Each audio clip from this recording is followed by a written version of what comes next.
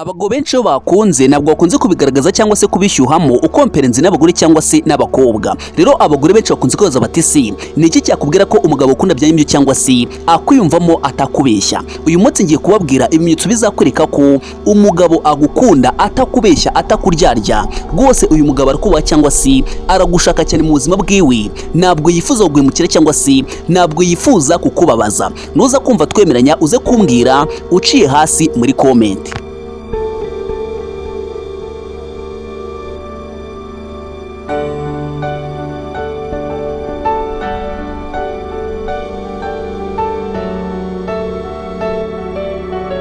Ikintu cya mbere gikomeye cyane kizakwereka yuko umugabo agukunda atakubeshya atakuryarya, aguha umwanya uhagije. Aka kantu kumve neza cyane. Buriya umugabo ukunda by'ukuri ashaka kumara nawe umwanya munini cyangwa se yakubonera umwanya igihe cyose ubyifuje. Niyo yaba ahuze bingana gute, ashaka uko avugana nawe cyangwa se ashaka nyine uko mubonana. Uzabyitegereze neza. Iyo umugabo atakigukunda cyangwa se yewe turetse n'umugabo n'umugore cyangwa se n'umukobwa, iyo atakigukunda atangira kukuburira umwanya. Rero bivuze ngo iyo umuntu akubonera umwanya, umuntu agereza agaciro igihe umuhereza cyangwa se igihe cyose umwifuje. Buriya ni ikimenyetso cyangwa se n'isigino ikwereka yuko agukunda cyangwa se agushaka by'ukuri atakubeshya atakuryarya kandi nyine mu makeya agufata nk'umuntu w'umwihariko mu buzima bwiwe. Rero hano nubona umuntu atangiye kukuburira umwanya, ugasanga umuntu atakikubonera umwanya cyangwa se asigare busy cyane kandi imbere atari ko byari bimeze, ni ikimenyetso kikwereka yuko ushobora gusanga atakigukunda cyangwa se atakikuyumvamo nka mbere. Umuntu natangira kukuburira umwanya, ntuzirirwe ushidikanya, ntabwo azaba akikwifuza cyane cyangwa se nyine azaba yaratangiye gutakariza peti. Ubu niko kuri nguhereje. Rero nubona rwose umugabo akubonera umwanya, ugasanga guhereza agaciro, ugasanga nyine iyo umwifuje cyangwa se igihe cyose wamushakira urabizi neza yuko wahita umubona ako kanya, bivuze yuko uwo mugabo arawukunda cyangwa se aragushaka cyane mu buzima bwiwe. Ikintu cya kabiri gikomeye cyane kizakwereka yuko umugabo agukunda atakubeshya atakuryarya, arakubaha ndetse kandi ahereza agaciro ibitekerezo byawe. Aka kantu rwose uzajya ukitaho cyane. Buriya urukundo nyarwo akenshi rujyana n'icyubahiro cyangwa se rujyana n'icyo twita respect mu ndimi z'amahanga. Nubwo wenda atapfa kubikubwira cyangwa se atapfa kubikwereka yuko akubaha cyane cyangwa se atabisubiramo inshuro nyinshi, umugabo ukunda bya nyabyo ntabwo ashobora kubwira nabi, ntabwo ashobora gusuzugura imbere y'abandi cyangwa se ngo nyine ngo ateshe agaciro ibitekerezo byawe. Nubona umuntu atakubaha, ugasanga nyine ni wa muntu mushobora gushwana agahita akubwira nabi, ugasanga ni wa muntu mushobora gushwana ugasanga nyine akubwiye ikintu cyose yishakiye. Kandi rwose inama nakugira, niba uzi neza ko ufite umuntu mukundana, ugasanga nyine asigaye yisanzura cyane cyangwa se ugasanga asigaye akubwiza ukuri, nyine kukubwiza ukuri anga ndi kuvuga ni ukuba nta jambo na rimwe ribi yatinya kukubwira. Ikintu cyose atekereje nubwo cyaba kigukomeretsa akikubwira nta kintu bimubwiye. Bivuze ngo uyu muntu icyambere ntabwo akubaha, icya kabiri ntabwo gukunda, ntabwo aguhereza agaciro. Nicyo kintu bisobanuye. Ubundi umuntu ukunda byanyabyo niyo mugiranye ikibazo usanga atangiye kuzajya nyine ashaka inzira nziza mwabicishamo cyangwa se ashaka uburyo bwiza mwakiyunga kugira ngo nyine bigende neza cyane, ndetse kandi ubone yuko ari umuntu ushobotse cyangwa se ubone yuko ari umuntu uzashobora kukwihanganira. Ariko iyo umuntu atagukunda ntabwo akwihanganira na gatoya. Kwino ngingo inama nakugira ikomeye cyane, sigino izakwereka yuko umuntu atagukunda cyangwa se umuntu atakubaha. Nubona nta kintu atinya kukubwira, ugasanga mugiranye ikibazo ijambo ryose yari kubwira nyine makeya arakubahuka, uzamenye neza ko uyu muntu ntabwo agukunda cyangwa se ntabwo akwimva nyine mu makeya, ntabwo uri uw'agaciro mu buzima bwiwe. Aramutse agutakaje nta kintu byamubwira cyangwa se nta kintu byamutwara. Ikintu cya gatatu kizakwereka yuko umugabo agukunda bya nyibyo cyangwa se agushaka cyane mu buzima bwiwe, yita ku byishimo byawe, agerageza gukora ibintu bitoya kugira ngo wishime. Iyo ufite ikibazo akenshi aragufasha cyangwa se nyine ugasanga akubaye hafi. Rero nubona umuntu w'umusore cyangwa se ukabona umugabo agerageza kumva ibitekerezo byawe, agerageza kumva ibyiyumvo byawe, agerageza nyine kwihanganira amarangamutima yawe, nyamuneka uzamenye neza ko uyu mugabo azaba agukunda atakubeshya. Kandi nubona umusore cyangwa se umugabo agerageza gukora ikintu cyose gishoboka kugira ngo wishime cyangwa se kugira ngo umere neza. Iyo urwaye ashakisha uburyo bwose kugira ngo nyine wumve yuko ari ibintu bibaho cyangwa se nyine ari situation ducamo. Uyu mugabo abagukunda atakubeshya kandi rwose atakuryarya na gatoya. Ese na bino bintu ndiho ndavuga turemeranya cyangwa se turahuza neza cyane? Niba twemeranya ize kuba impamvu iri buze gutuma nyine ukandike kuri no video kugira ngo igere ku bantu benshi. Kuri no ngingo inama nakugira ikomeye cyane, niba uri umugore cyangwa se ukaba uri umukobwa ukaba uteze amatwi ino video, niba uzi neza yuko umukunzi we cyangwa se umuntu mukundana, umugabo we cyangwa se wenda umuntu muteretana, nta kintu kimwe yari yakora kugira ngo wishime, ni wa muntu utagutembereza, ni wa muntu utagusohokana,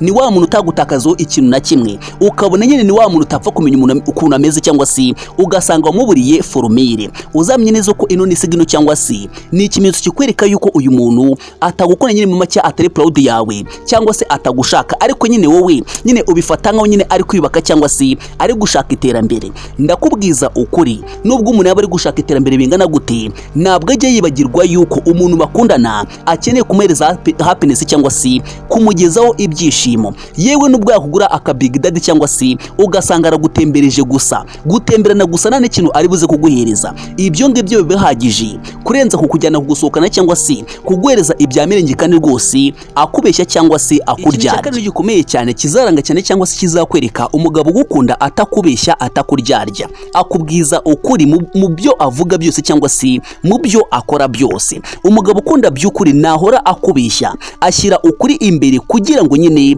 mwizerane cyangwa se kugira ngo mukomeze mukundane bya nyabyo.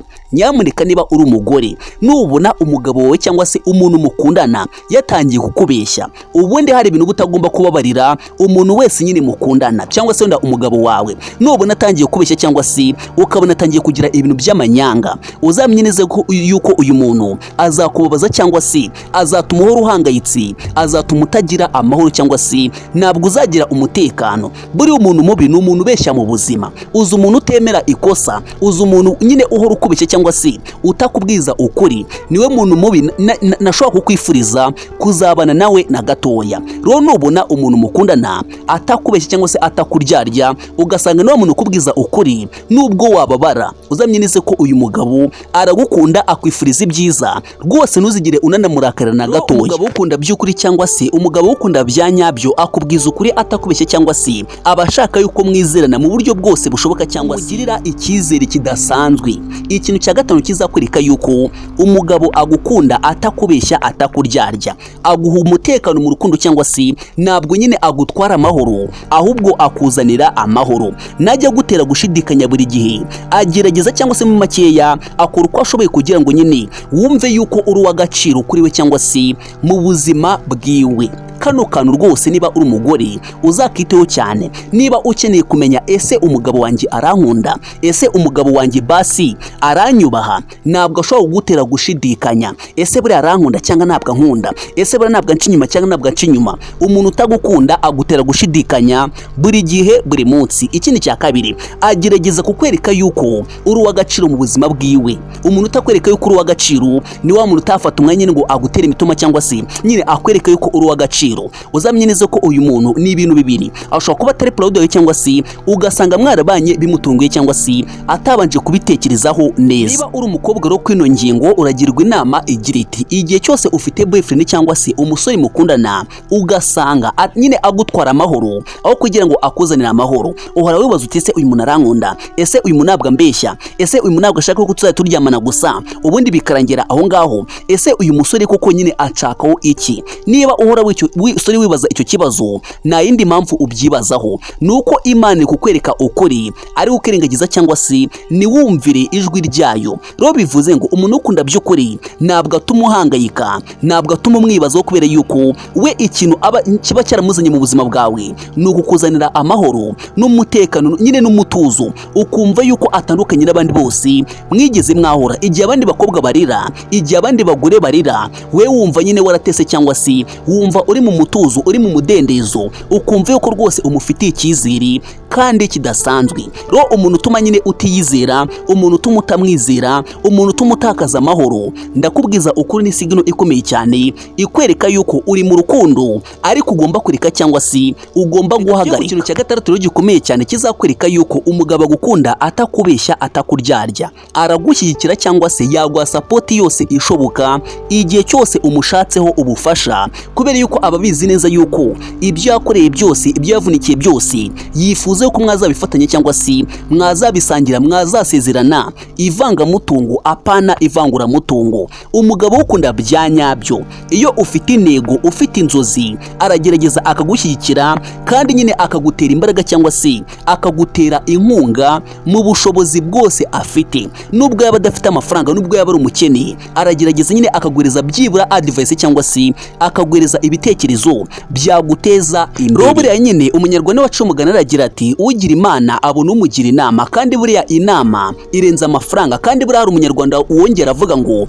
aho kugira ngo umuntu agwereze ifi basi azakwigishe uko bayiroba, nibwo bizaramba cyangwa se nibwo bizagira umumaro cyane. Rero nubona umugabo cyangwa se umusore ukugira inama kenshi ugasanga ashobora kuba ufite n'amafaranga ariko atagwiriza amafaranga, ubwo akagwiriza advice y'uburyo wazigamamo cyangwa se uburyo wakoramo amafaranga, uyu nguyu abagukunda abakwifuriza ibyiza kurenza wa wundi uguspendingo cyangwa se ugutakazo amafaranga. Ese bano bantu babiri baba batandukaniye cyangwa se bano bagabo babiri batandukaniye hehe? Uyu mugabo wa mbere abatekereza yuko ejo muramutse mutandukanye nawe ubwawe wazashobora kwitunga cyangwa se watunga n'abana muzabyarana, ariko wundi uguspendingo cyangwa se ugutakazaho gusa atakuhereza inama cyangwa se ataguhereza advice, akenshi abari kukuruga nabwo abari kukuba. Ikindi kintu ugomba kumenya, wenda ahanga niba uri umugore cyangwa se ukaba uri umukobwa ukaba uteze amatwi ino video aka kanya, buriya iyo umugabo cyangwa se umusore akunda gutakazaho amafaranga gusa, nandi usanga atakuba cyangwa se atagwereza agaciro, ariko wundi nyine ugusapotinga nyine akakugira inama y'uburyo wabona amafaranga, uburyo mwafatanye mukabona amafaranga, uyu nguyu arakubaha agwereza agaciro. Uze kumbwira niba ndiho ndabeshya, ariko buriya rwose nyamuneka ikintu gisigaye gituma usanga umugore cyangwa se umukobwa agirwa igikoresho nuko umugabo agutakazaho ibya mirenge utigeze uvunikira cyangwa se utigeze ukorera, ugasanga niwo agasuzuguro cyangwa se nyine niwo kukugira igikoresho biturutse. Rero nyamuneka niba uri umugore ukaba uri umukobwa ukaba uteze amatwi no video, kunda cyane umuntu ukugira inama yo kubona amafaranga aho nyine kuruta ugutakazo amafaranga gusa atakugira inama cyangwa se atakwereka yuko mugomba gufatanya kugira ngo mugere ku mafaranga. Ikintu cya kane muri gikomeye cyane kizakwereka yuko umugabo agukunda cyangwa se umusore agukunda atakubeshya atakuryarya, akwitaho mu bintu bito nko kukubaza uko umeze cyangwa se uko wiriwe, kukwibuka mu bintu by'ingenzi cyangwa se mu bintu byiwe by'agaciro, cyangwa se wenda nk'igihe yagize ikintu cyangwa se umunsi mukuru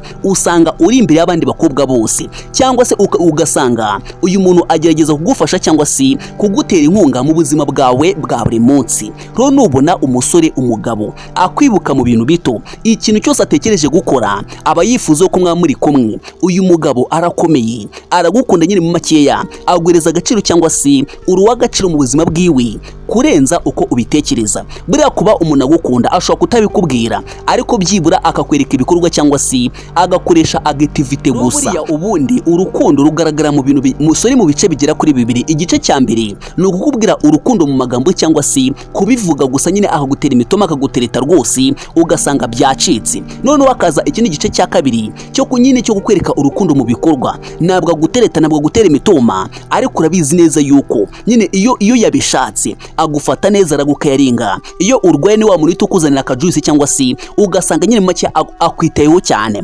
bivuze ngo uyu muntu akwereka urukundo mu magambo ndetse kandi akabishyira no mu bikorwa. Rero urundi rwo rukundo rwanya rwo ubundi urukundo ntabwo ari amagambo gusa, ahubwo urukundo ni amagambo agomba guherekezwa n'ibikorwa by'ibyo wavuze cyangwa se by'ibyo wasezeranyije umuntu mukundana. Ikintu gikomeye cyane kandi cy'ingenzi umugabo wese cyangwa se buri mugabo wese akorera umugore akunda gusa, ashaka ejo hazaza hawe nawe. Aka kantu kumve neza cyane, akubwira imigambi y'ahazaza nawe urimo, wenda nko kukubwira ngo tuzubaka urugo, tuzabana, tuzakora bino, tuzakora bino, nzakora bino, ariko nawe nyine uzaba uri iruhande rwanjye. Ibyo byose bikwereka yuko uyu mugabo agukunda. Ikindi cya kabiri, uyu mugabo usanga ategura imishinga cyangwa se ibikorwa byose ateganya nawe nyine akugisha inama cyangwa se ugasanga ubirimo. Kano kantu rwose niba uri umugore cyangwa se ukaba uri umukobwa uzajya ukitaho cyane. Nakubwiye inyuma ngo nubona umugabo ashobora gutakaza amafaranga cyangwa se akaguhereza amafaranga, azaba ari gukora ikintu kitari cyiza. Ariko nubona umugabo akugira inama y'uburyo mwabona amafaranga, y'uburyo mwanyine mwashakana amafaranga, bivuze ngo uyu muntu akenshi nimunabana muzakomeza gutyo. Ariko wandi ugusipendinga amafaranga gusa, nimubana azakugira igikoresho, uzasanga uri wa mugore nyine mu makeya, ntabwo wajya gukora business nyine yakugize mutima w'urugo gusa, cyangwa se ntabwo wemere kuva mu rugo nyine ngo aragufera cyangwa se aragukunda cyane ku buryo nyine yumva yuko uramutse uvuye mu rugo byaba ikibazo. Oya, ntabwo ari urukundo, ahubwo ibyo ngibyo akenshi hari igihe nyine aba ashaka kugira igikoresho nyine ajya guhereza gusa, ariko we nta kintu umaze cyangwa se nta kintu umariye. Ikintu cyane rero gikomeye cyane kizakwereka yuko umugabo agukunda atakubeshye cyangwa se atakuryarya na gatoya. Iyo akoze ikosa akenshi agusaba imbabazi. Iyo yagukoshereje, iyo mwagiranye ikibazo ari we biturutseho, akenshi azagusaba imbabazi. Rwose anga uza yubyitaho cyane. Nubona umuntu adasaba imbabazi, ugasanga umuntu arakubabaza, aragukomeretsa nyine ukabona nta kintu bimubwiye cyangwa se ukabona nta kintu bimutwaye, aho ugasanga nyine kuba wahangayika, kuba wababara nta kintu bimubwiye, uzamenye neza ko uyu muntu ntabwo ukunda, ntabwo akwimvamo, kubera yuko umugabo ukunda impamvu agusaba imbabazi ntabwo aba yifuza yuko ubabara cyangwa se ntabwo aba ashaka yuko uhangayika cyangwa se ugira ikibazo ari we buturutseho. Kandi niba uri umugore cyangwa se ukaba uri umukobwa ukaba uteze amatwi ino video, hari ikintu uba utagomba kwihanganira na gatoya. Umuntu udasaba imbabazi yakosheje, buriya kubana nawe biragorana cyane. Njya nkunda kuvuga ngo niba uri umukobwa, bino bintu mba mvuga uzajye ubyitaho cyane. Umuntu uzi neza yuko akubeshya, umuntu udasaba imbabazi cyangwa se umuntu utemera amakosa, uyu muntu kubana nawe biba ari ikigeragezo cyangwa se biba ari urugamba rutoroshye na gatoya. Ikintu cya nyuma rero gikomeye cyane kizakwereka yuko umugabo agukunda atakubeshya, atakuryarya, akwereka urukundo mu bikorwa. Si amagambo gusa, ibikorwa bye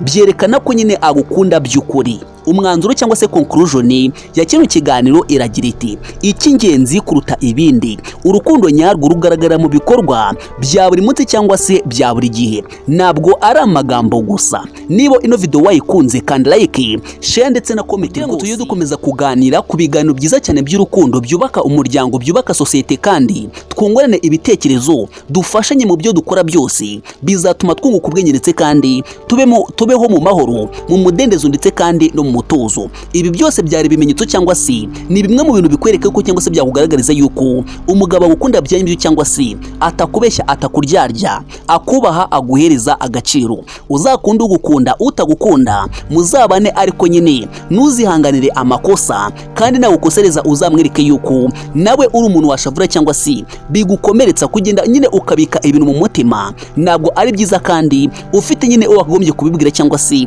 ufite uwo wakagombye kuganyira, ukamwereka yuko yagukomerekeje. Kandi ujye wibuka neza yuko kugaragaza igikomere biraruhura cyangwa se bituma wumva nyine utekanye, cyangwa se bituma umutima wumva yuko utaremerewe. Muri rusange dore ibintu byose 10 bizakwereka yuko umugabo agukunda atakubeshya. Icya mbere, aguha umwanya uhagije. Icya kabiri, arakubaha. Icya gatatu, yita ku byishimo byawe. Icya kane, akubwiza ukuri. No icya gatanu, aguha umutekano mu rukundo. Icya gatandatu, aragushyigikira. Icya karindwi, arakwitaho mu bintu bito. No icya munani, ashaka ejo hazaza muri kumwe. No icya cyenda nakubwiye, agusaba imbabazi iyo yakosheje. Icya nyuma, akwereka urukundo mu bikorwa. Kandi nakubwiye ngo urukundo si amagambo gusa, ahubwo ni amagambo aherekejwe cyangwa se akurikijwe, asozwa n'ibikorwa by'urukundo. Niba umuntu awukunda abivuga gusa, ariko wasuzuma cyangwa se wasubiza amaso inyuma ugasanga ibikorwa bye ntabwo bihura n'amagambo, bivuze ngo